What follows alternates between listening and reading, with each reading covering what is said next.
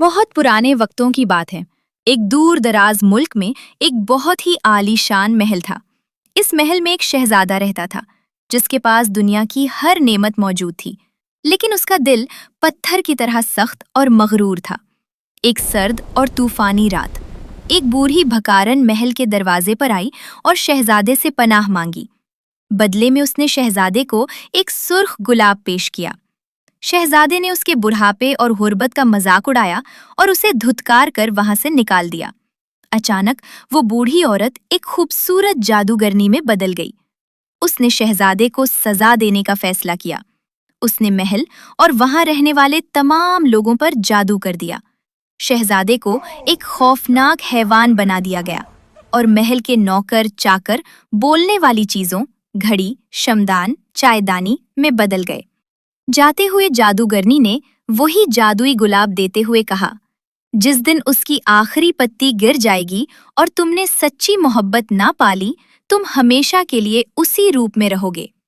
उसी रियासत के एक छोटे से गांव में एक खूबसूरत लड़की रहती थी जिसका नाम था बेले। बेले अपने नाम की तरह खूबसूरत तो थी ही, लेकिन उसका दिल किताबों और ख्वाबों की दुनिया में बसता था। बेले अपने बूढ़े बाप मॉर्स के साथ रहती थी जो एक मोजिद था। मॉर्स अपनी बेटी से बहुत प्यार करता था। गांव वाले उसे अजीब समझते थे क्योंकि वो हर वक्त मुतालिया करती थी, मगर बेले को उसकी परवाह न थी। उसकी दुनिया उसके वालिद और उसकी किताबें थीं। उसी गांव में एक शिकारी गेस्टन भी रहता था जो बेले से जबरदस्ती शादी करना चाहता था, मगर बेले उसके तकब्बुर से वाकिफ थी और उसे नापसंद करती थी। एक दिन मॉर्स ने अपनी नई ईजाद शहर के मेले में दिखाने के लिए रवाना होने का फैसला किया। बेले ने उसे अलविदा कहा और वादा लिया कि वो वापस आकर एक सुर्ख गुलाब लाएगा। रास्ता कठिन था और रात होते ही जंगल में धुंध छा गई।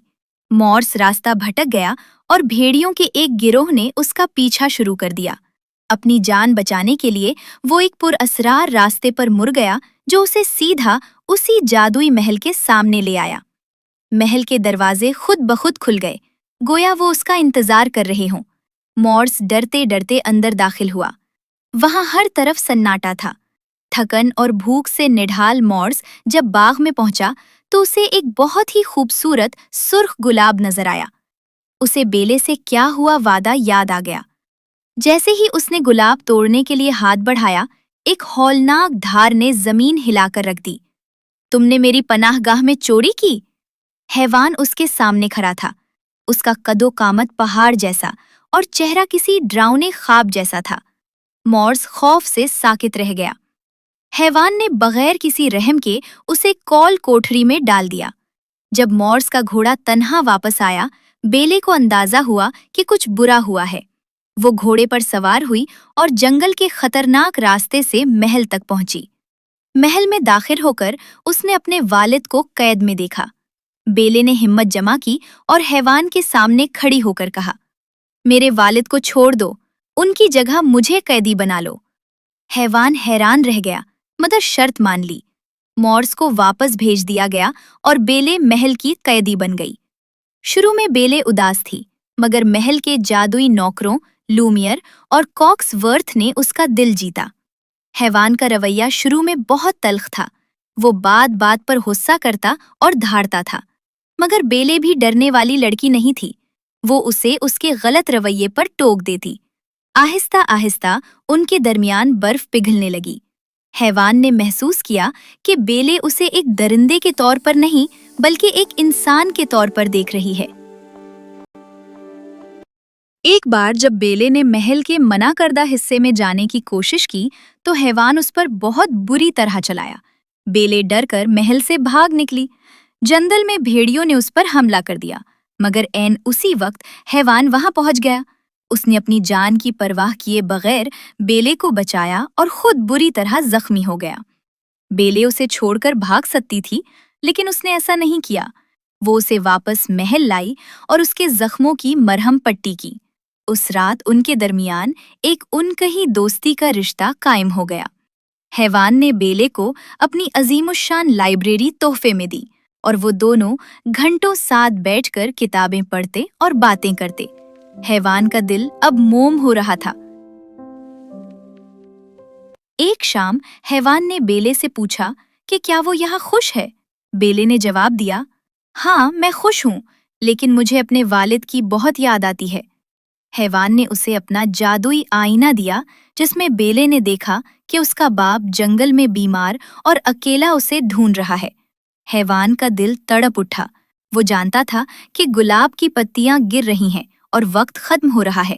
اگر بیلے چلی گئی تو وہ شاید کبھی انسان نہ بن سکے، لیکن اس کی محبت اب اتنی خالص ہو چکی تھی کہ اس نے اپنی خوشی پر بیلے کی خوشی کو ترجیح دی۔ تم جاؤ بیلے، تم آزاد ہو، اپنے والد کے پاس چلی جاؤ۔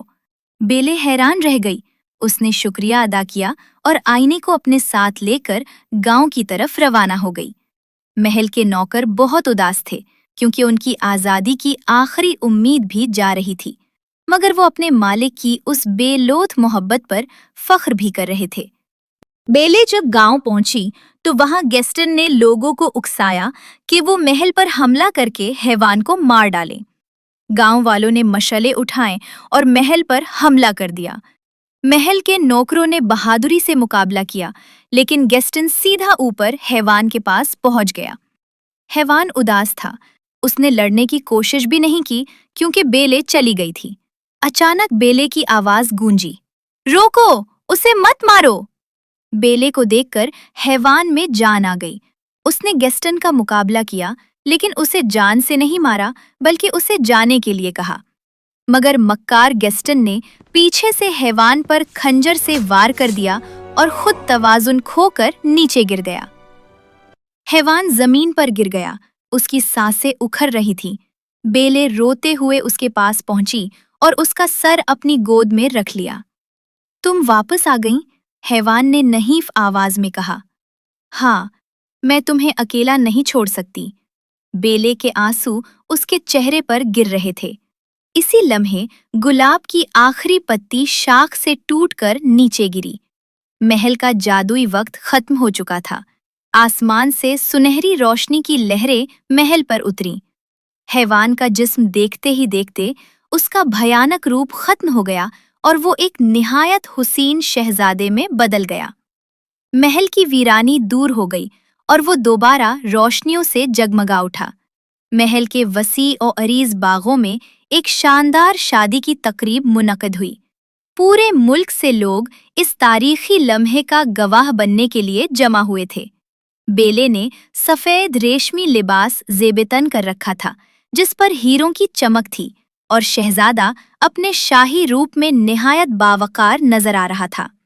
شہزادے نے عہد کیا کہ وہ ایک رحم دل حکمران ثابت ہوگا اور بیلے کی دانائی اس کے ہر فیصلے میں اس کا ساتھ دے گی۔ وہ دونوں ہمیشہ ہمیشہ کے لیے ایک دوسرے کے ہو گئے اور خوش و خرم رہنے لگے۔